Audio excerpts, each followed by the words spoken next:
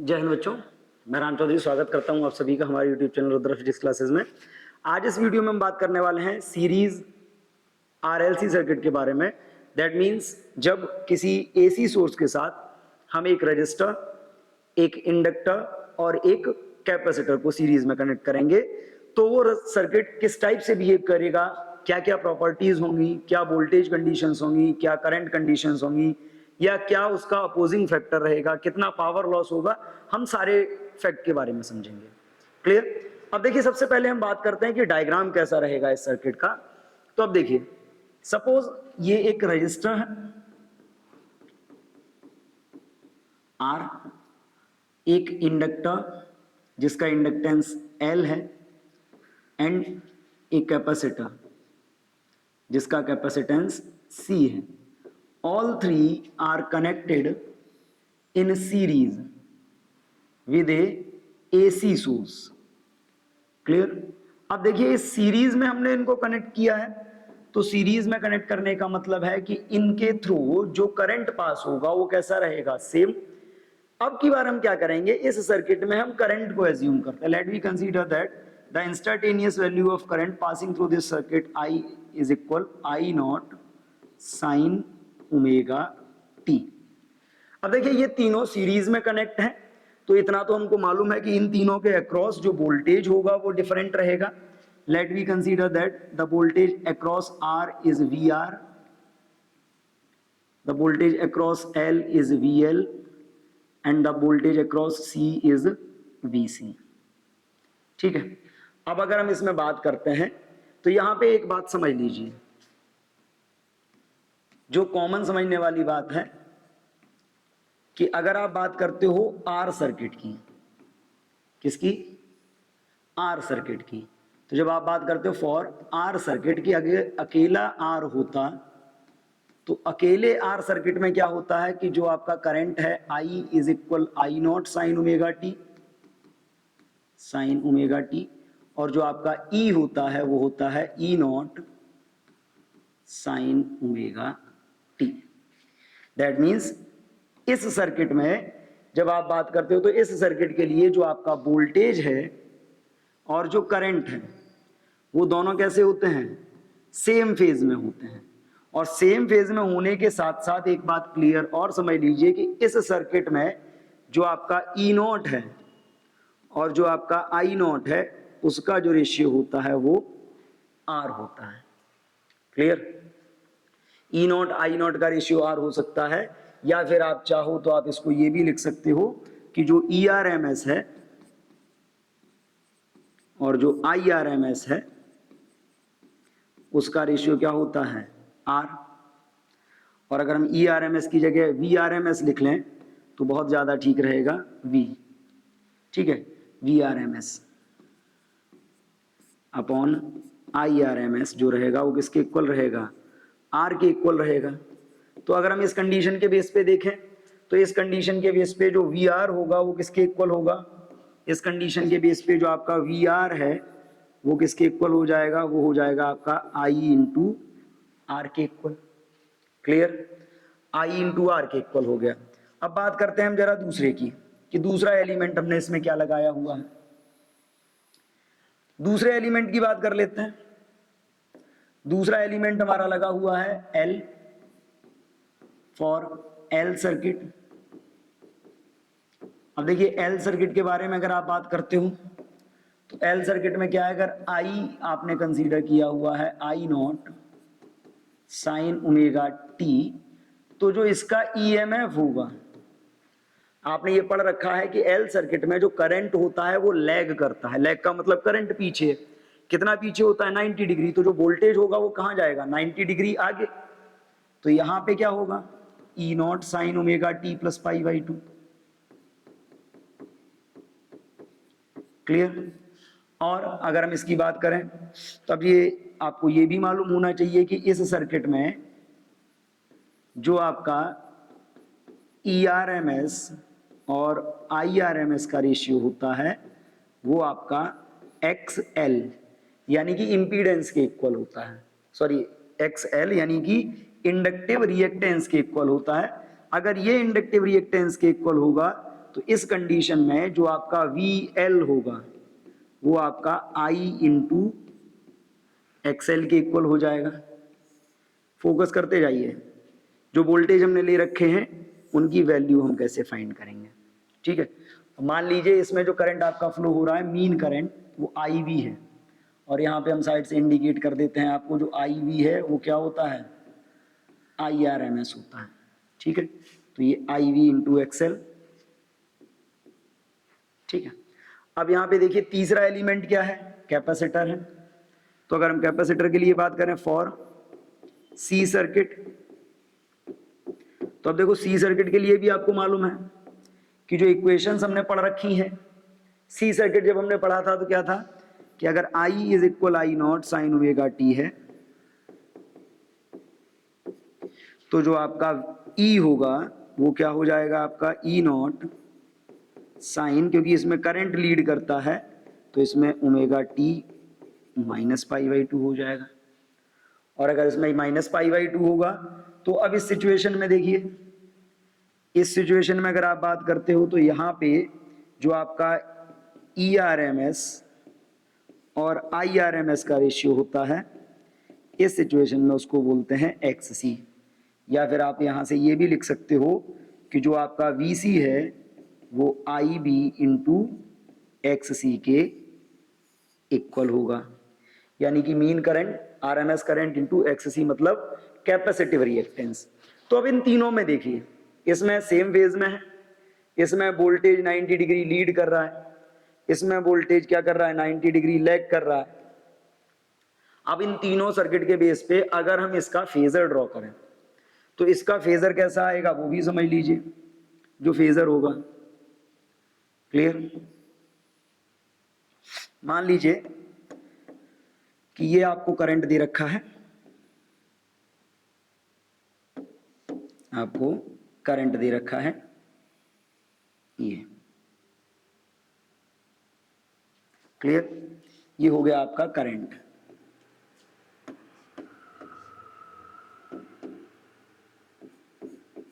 आई, अब देखिए करंट की बात करते हैं तो इसमें देखो आर सर्किट में जो आपका होगा EMF या इसका जो वोल्टेज होगा वो तो इसी के सेम फेज में आएगा। सेम फेज में आने का मतलब है कि अगर हम यहाँ पे बात करते हैं तो यहाँ पे ये अगर हम बात करते हैं तो जो आपका वोल्टेज होगा वो इसी के सेम फेज में, ये हो गया आपका VR।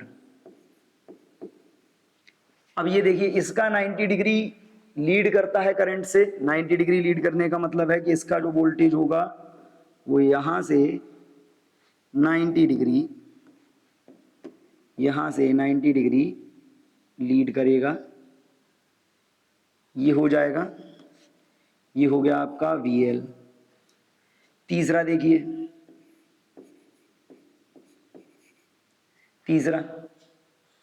तीसरा क्या है कि इसमें सी सर्किट में जो आपका वोल्टेज होता है वो 90 डिग्री लैग करता है। तो इसका वोल्टेज 90 डिग्री लैग करता है। लैग करने का मतलब अगर हम इसकी बात करें तो इसका वोल्टेज कहाँ रहेगा वो भी आप समझ लीजिए। 90 डिग्री लैग करेगा मतलब इसका वोल्टेज इधर आएगा। ठीक है, ये हो गया आपका VR। तो कुछ इस टाइप का फेजर बनेगा। करंट से 90 डिग्री लीड करता है VL और 90 डिग्री लैग करता है VR। अब इस फेजर के बेस पे अगर हम बात करें तो तीन सिचुएशन बन सकती हैं इसको फर्दर स्टडी करने के लिए। क्या क्या सिचुएशन बनेंगी वो एक बात समझ लीजिए। BL is greater than BC हो सकता है, BL is greater than BC, BL is less than BC, और थर्ड होगा BL is equal to BC। ये तीन सिचुएशन यहां पे बन सकती हैं। हम वन बाई वन तीनों कंडीशंस को स्टडी करेंगे। अब तीनों कंडीशंस को स्टडी करने के लिए एक बात कॉमन समझ लीजिए कि हम इसका बना लेते हैं फिर से फेजर। ये हो गया,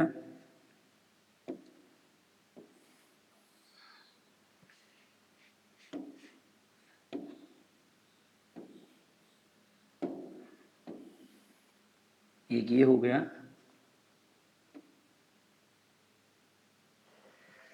और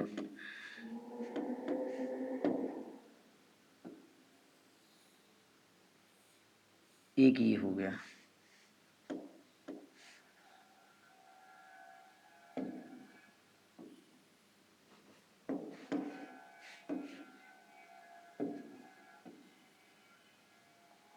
ठीक है, देखिए ये आपका I, ये VR, ये VL और ये VC।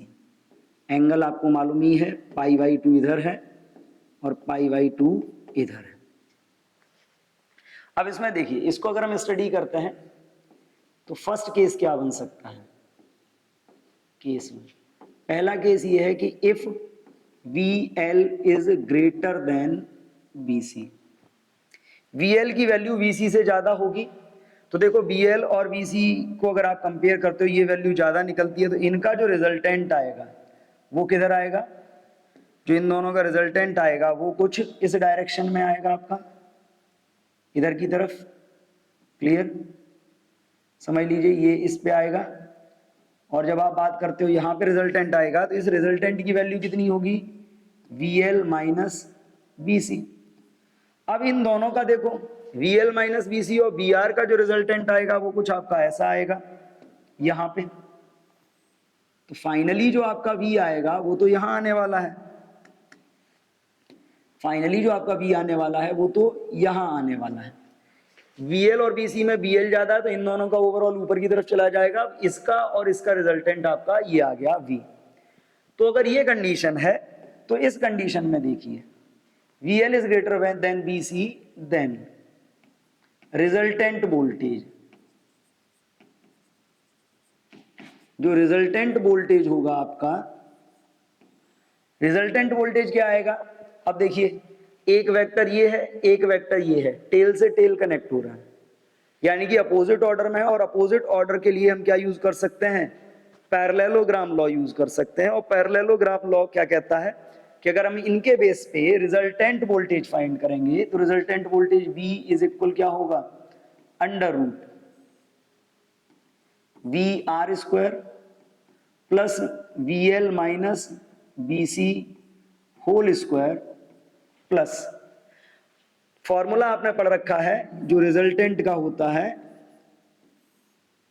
A square plus B square plus 2AB cos theta. अब यहां पे देखो BL माइनस BC और BR के बीच का एंगल तो π/2 है, तो π/2 के हिसाब से ये तो 0 हो जाएगा, थर्ड वाला जो होगा। तो इसके हिसाब से अगर हम रिजल्टेंट की बात करें, तो रिजल्टेंट हमारा कितना रहेगा, VR square plus BL minus BC whole square. अगर हम इनकी वैल्यू प्लेस करते हैं, तो ये क्या आएगा, V is equal root IV into R whole square plus VL होता है XL minus XC whole square. देखो IV यानी कि जो RMS वैल्यू ऑफ करंट है, दोनों में कॉमन है, बाहर आ जाएगी, तो ये क्या हो जाएगा, under root R square plus XL minus XC whole square. Clear. अब इस सिचुएशन में देखिए, इस सिचुएशन में अगर आप बात करते हो IV को, आप इधर, ये तो आ गई वोल्टेज की कंडीशंस, और अगर आप IV को इधर ट्रांसफर कर देते हो, तो ये क्या हो जाएगा, V upon IV is equal under root R square plus XL minus XC whole square. ये जो आपका है, ये इसको बोला जाता है आपका Z, Z बोला जाता है। तो हम इसको क्या लिख सकते हैं, इसको लिखा जा सकता है Z is equal under root R square plus XL minus XC whole square. अब Z इज इक्वल ये हो गया। अब इस कंडीशन में देखो, ये जो Z है, इस Z को बोला जाता है इम्पीडेंस। क्या बोलते हैं हम इसको, impedance. It is called the impedance of circuit. तो अब देखिए, RLC सर्किट की अगर हमने बात करी, और अगर VL is greater than BC है, तो VL is greater than BC के केस में क्या होगा, जो आपका आएगा V और I का रेशियो आएगा उसको हम इंपीडेंस बोलते हैं Z, और Z इज इक्वल आ जाएगा √R² plus XL minus XC whole square. अब यहाँ पे आप XL की वैल्यू ओमेगा L चाहो तो आप यहाँ पे रख सकते हो, XL इज इक्वल क्या हो सकता है ओमेगा L, या फिर आप इसको लिख सकते हो 2 पाई FL, और जो आपका XC है इसको आप 1 बाई ओमेगा C या 1 बाई 2 पाई FC भी लिख सकते हो। क्लियर। अब अगर हम इसके बाद बात करें तो इसका एक केस और बनता है, सेकंड केस की अगर हम बात करते हैं तो सेकंड केस में देखिए, केस सेकंड क्या है कि अगर आपका BC is greater then BL हो, देन आप इसमें देख लीजिए डायग्राम में I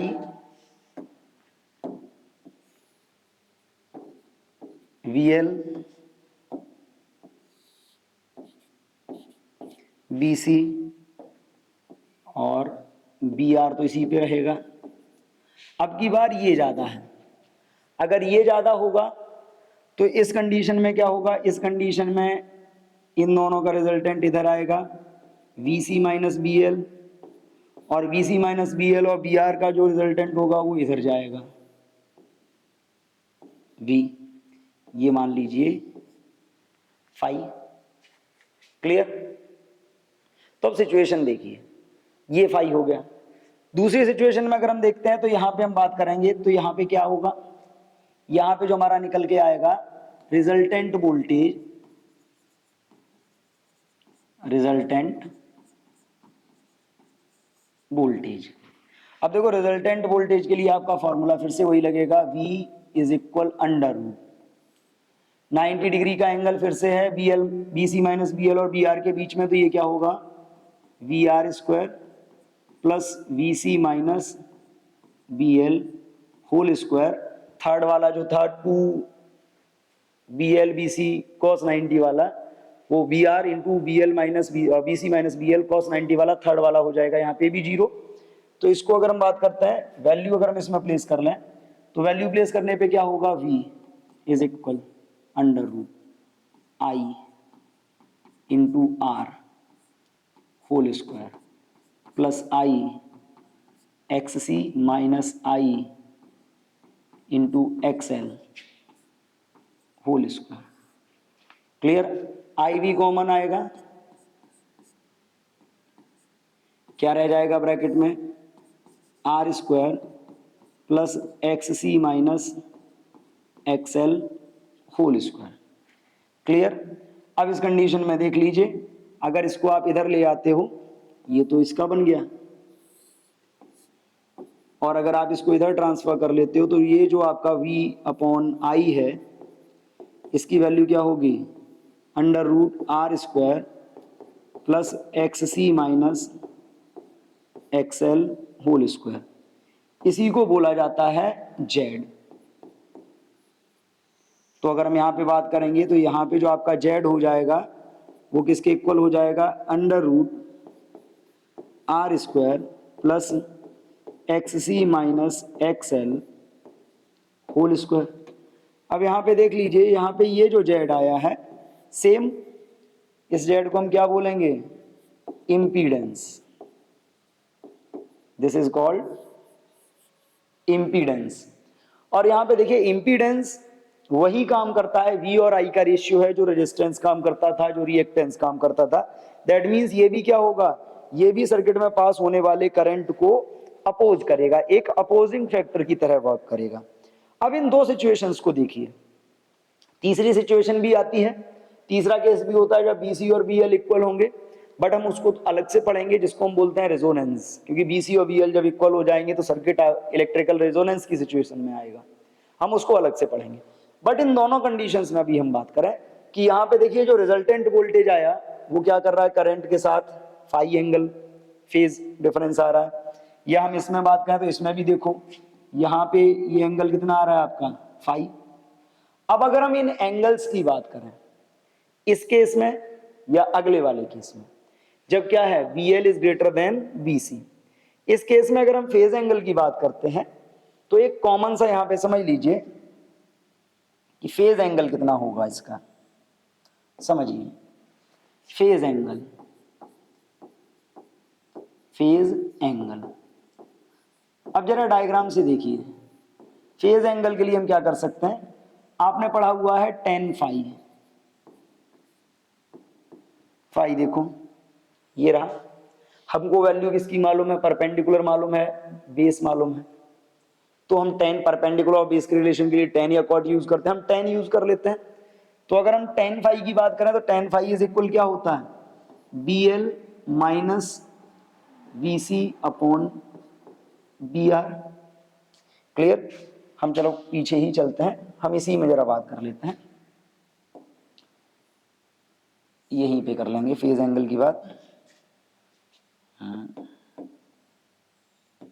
देखिए यहीं कर लेते हैं फेज एंगल, फेज एंगल कितना होगा भाई, देखो फेज एंगल ये फाई है, तो अगर हम यहां से tan फाई की बात करें तो tan फाई इज इक्वल क्या होगा, परपेंडिकुलर, ये कितना था VL माइनस BC था, यानी कि VL minus BC upon base क्या है BR। Clear, BL minus BC की अगर आप बात करते हो तो BL माइनस BC जब आप वैल्यू रखोगे तो ये क्या आएगा आपका tan phi is equal I into XL minus I into XC upon I into R। ऊपर I और नीचे I कैंसिल हो जाएंगे, ऊपर से I कॉमन आके नीचे वाले I से कैंसिल, तो ये आपका क्या बचेगा tan फाई इज इक्वल क्या होगा XL minus XC upon R। Clear, XL minus XC upon R। अब यहां पे देखो, अगर आप इसको चाहो तो आप इसको ये भी लिख सकते हो, phi is equal tan inverse XL minus XC upon. Clear, तो जब आपका VL is greater than BC है तो उस कंडीशन में वोल्टेज और करंट के बीच जो एंगल आएगा वो इस फॉर्मूले से हम कैलकुलेट कर सकते हैं और इसको बोलते हैं फेज एंगल। ठीक, अगर हम इसी टाइप से बात करें तो अब यहां पे देखिए फेज एंगल के अलावा इसमें देखिए इसका फेज एंगल अगर हम फाइंड करते हैं तो देखो इसका जो फेज एंगल होगा आपका, फेज एंगल इसके लिए सेम वही बात कि tan फाई इज इक्वल क्या होगा VC minus BL upon BR। Value आप प्लेस करोगे I into XC minus I into XL upon I into R। I common लेके कैंसिल, और जब I कॉमन लेके कैंसिल तो ये क्या बचेगा आपके पास tan phi is equal XC minus XL upon R। Clear, इस सर्किट में आ गया ये फेज एंगल।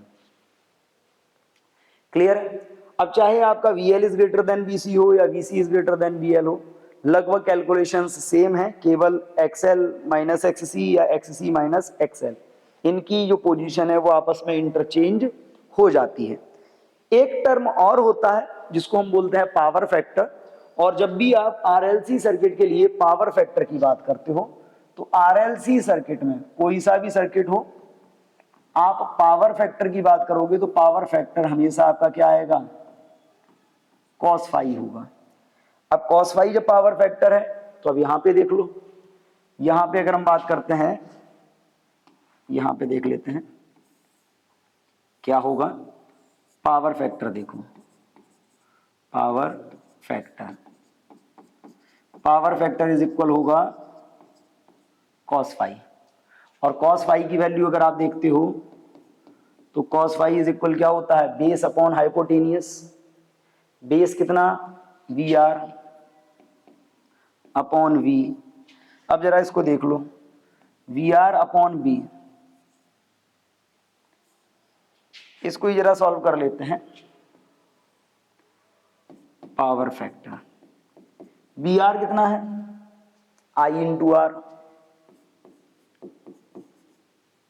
और वी कितना है, आई वी इंटू ये ब्रैकेट वाला, ब्रैकेट वाले को हम क्या बोलते हैं, जेड, तो इसको बोलते हैं हम आई into Z.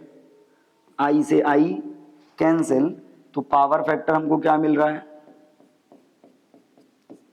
Are upon Z, यानी कि cos फाई। क्लियर? तो अगर पावर फैक्टर की बात करी जाती है तो आरएलसी सर्किट का जो पावर फैक्टर होता है वो होता है आर अपॉन जेड, या फिर हम इसको cos फाई से बोलते हैं। अब इस सर्किट में केवल एक कंडीशन बची हुई है, when VC is equal to VL, और वीसी इज इक्वल वीएल होगा तो उस सिचुएशन में आपका जो सर्किट होगा वो रेजोनेंस में आ जाएगा, जिसको हम पढ़ेंगे अगली वीडियो में। तब तक के लिए थैंक यू एंड जय हिंद।